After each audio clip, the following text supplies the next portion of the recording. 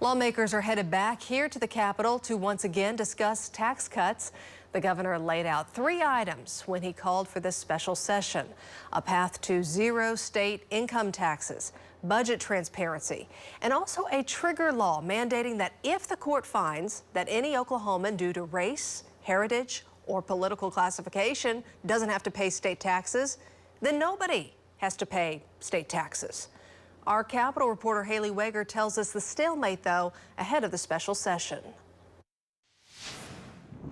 We know going in tomorrow that there is not an agreement between the House, Senate, and the governor. A lot of uncertainty heading into Tuesday's special session. But we're really seeking to find agreement with the Senate. The House is ready to take up the governor's request tomorrow morning. House Speaker Charles McCall says he wants legislation introduced this week. The House can advance bills to the Senate.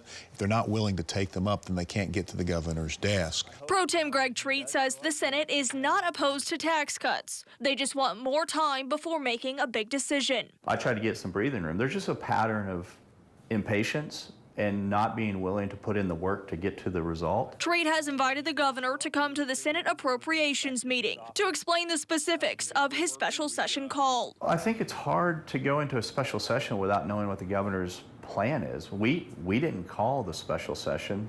I don't think we need a special session. You know, I would love to talk to their caucus. I've done that before. I've talked to the caucus in the House. Again, every Tuesday for breakfast, I have the pro tem and I have the speaker at the governor's office. The governor's office later clarified the weekly meetings did stop at the end of session, adding only the governor and speaker have continued meetings. But Treat said he's had no communication with the governor. No, we haven't met since sometime in May. So what will happen if Governor Stitt does not show up in the Senate tomorrow?